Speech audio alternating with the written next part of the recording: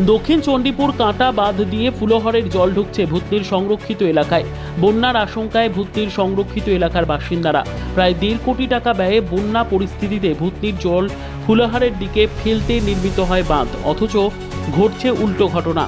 বাঁধের নিকাশি নালা দিয়েই ফুলহারের জল প্রবেশ করছে ভূতনিতে।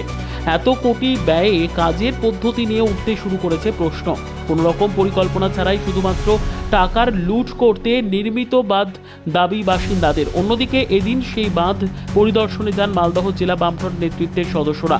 উপস্থিত ছিলেন সিআইডি ও জেলা সম্পাদক দেবজ্যোতি সিনহা, মানিকচকের বাম নেতা শ্যামল বসাক, দীপঙ্কর ঘোষ সহ অন্যান্য নেতৃত্বরা। আজকে দক্ষিণ চণ্ডীপুরে আছি, কালকে কালতলায় যাব, আর পরশু দিন হচ্ছে গোপালপুরে যাব। আমরা আগেই বলেছিলাম যে ভূতনিতে আবার কিন্তু এই রাজ্য সরকার দ্বারা ম্যানমেড বন্যার একটা পরিকল্পনা নেওয়া হচ্ছে। আমরা মানিকচকবাসী বলি, এখানকার এমএলএ বিধায়িকা সাবিত্রী মিত্র আছেন, সেই কারণে বলি এটা ওমেন ম্যান বন্যা। রাজ্যের মুখ্যমন্ত্রীও মহিলা, কেন ফের একটা বন্যা যাতে হয় ভূতনিতে তার ব্যবস্থা নেওয়া হচ্ছে। কেন নেওয়া হচ্ছে? কোটি কোটি টাকা গত বন্যাতে লুট হয়েছে। এইখানে মেশিন চলেছে, জেনারেটরের তেল বাবুদের চুরি হয়েছে, নৌকার বিল ডিএম সাহেব একদিন এসছেন 2 লক্ষ টাকা হয়েছে, খিচুড়ির বিল চুরি হয়েছে, কোটি কোটি টাকা দুর্নীতির ব্যাপার আছে। সেগুলো নিয়ে আমরা তো বলছি উত্তর চণ্ডীপুরের তৃণমূলের একটা মেম্বাররা প্রধানের বিরুদ্ধে অভিযোগ করেছে লুট নিয়েছে।